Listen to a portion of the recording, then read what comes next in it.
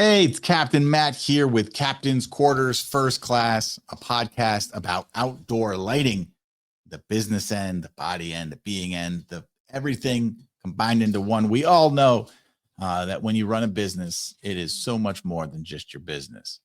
What I want to talk today is optimizing what's working versus shiny objects. It can be so easy to chase shiny objects that we hear are working for other people, and we spend time, money setting it up, money testing it, um, only to most times not see the same results that we hear people are getting elsewhere. And that's usually, we can argue about why that is.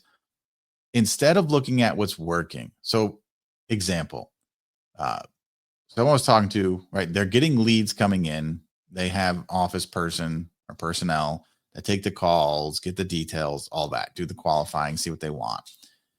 And this person wanted more work, right? They wanted to grow this was Christmas lighting. They wanted to grow the Christmas light business. So it's like, well, I need more leads. And it can be easy to be like, okay, we'll pump more money into leads. But before we do that, right, it's working. He's closing jobs, he's making money.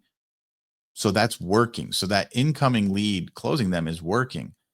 Instead of chasing, adding on something new right now, let's focus and optimize and dive into what's happening when the leads come in. What is that client journey? What does that initial phone call sound like? What is being said to them on that initial phone call? And this guy, he didn't even know, right? He wasn't sure what script they were using. He wasn't sure what they were saying. Right. So instead of chasing it, optimize what works.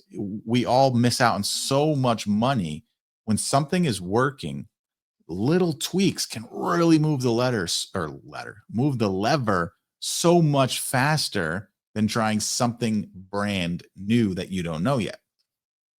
In this case, right, not knowing or not having a script when someone calls in, that first point of contact, the person that answers your phone is basically the face of your company. That's the first impression someone's going to get. Now, you can be on the videos and making the ads and all of this, but when that person calls, when you finally convert them to have enough interest to call or submit an online form for a callback, that first person they talk to is going to set the tone for the entire time. So if you don't know what they're saying, how can you be consistent? How can you not confuse them? Because let's say we'll use Christmas because this is what we're talking about in this specific instance.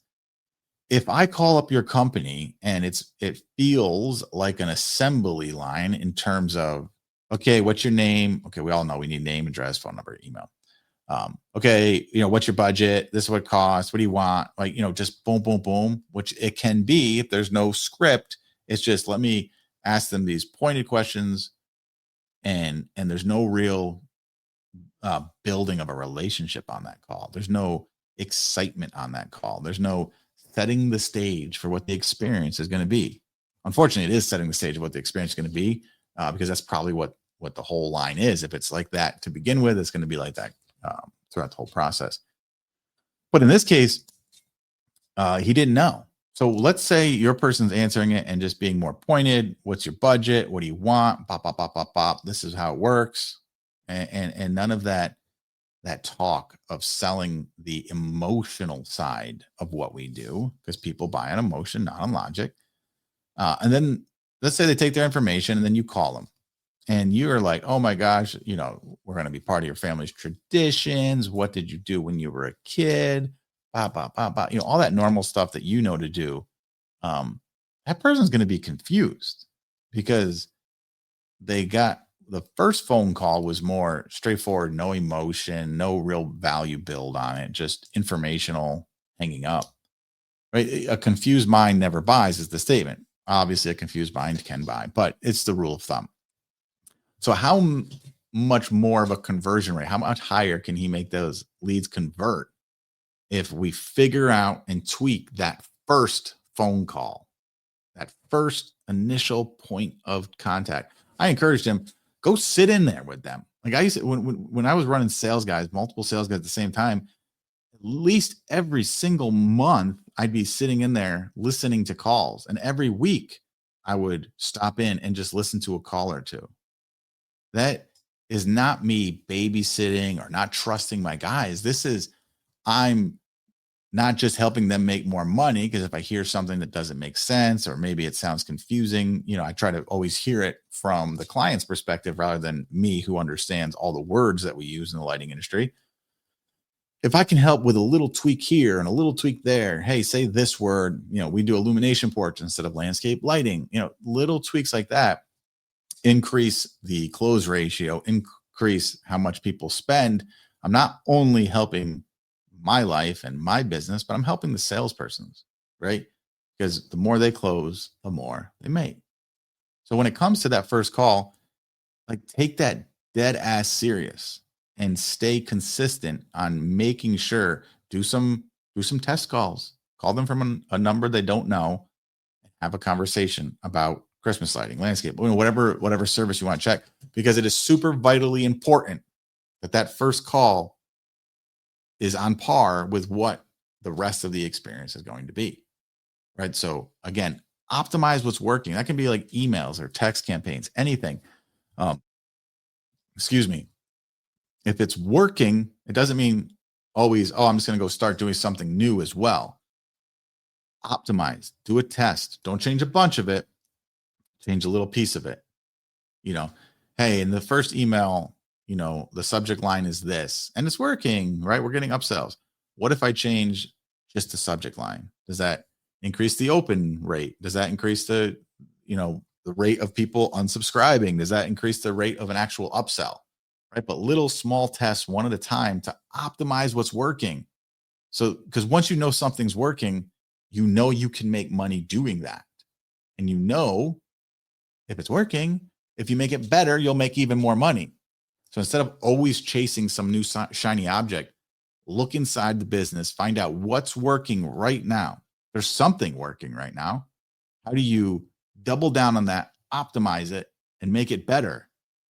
Because then you'll make more money off of something you already know. And then you just continually do that and stack that. And then as the time goes on, you're stacking this is better now. This is optimized. This is optimized. So now my first phone call is badass. My follow-up campaigns are badass. My text messages are badass. And then you start over. Okay, they're badass. How do I make them more badass? And then you stack the first phone call, the proposal. My proposals, the ones that I do for Christmas, gemstones, the soffit lighting, landscape lighting. Like, if we look over the years, they always get better. Like, I would say probably multiple times a year, we change something in it. Either backgrounds, something, maybe the CAD drawings are a little different, whatever it's going to be, so that we can test and always making it better because we know it works. Versus when I did TV ads, we tried it 2 years, failed miserably, $32,000 down the drain. Could we optimize it and keep testing it? Yes. Or, hear me out, I can take that, $16,000 a year spending on TV commercials and utilize it to pour money on something that I already know what works. Again, that's not to say at some point you don't try new things or keep trying to optimize, but depending on what your budget is and what your goals are, that $16,000 I was spending on TV ads can be much better spent on Google ads, marketing campaigns, thank you letters, mailers, all that stuff. So be careful of the shiny object. Be careful if you hear me say something that's working, hear somebody else say something that's working. Don't just immediately jump to that and try that thing. It's always good to be exploring and testing new concepts. I'm not saying that, but don't overlook what's already working in your business. Don't overlook what's already working in your life either. So whether it's your business, whether it's that first phone call, proposal meeting, the actual proposal, demo, how your guys are installing, or your life, how you're eating, how you're working out, how you're spending time with your family, how you're spending time with yourself and your mental health, right? Find what's working and optimize that, or put some more time, money, and energy into that. You will see quicker returns doing that than you will always chasing the next shiny object. Anyways, it's been a quick one. I hope you got some value out of it. I really want to encourage you guys to look at your business right now, find one thing that's working, optimize it a little bit, and then let me know. Shoot me a message on Instagram, Facebook, whatever, Telegram, and let me know what you chose, what you optimized, and then the results. Because I promise you, you'll be excited and you'll be happy that you took the time to do this. Anyways, this has been Captain Matt with Captain's Quarters First Class, a podcast about outdoor lighting. Hope you all have an amazing week. Now go make some money.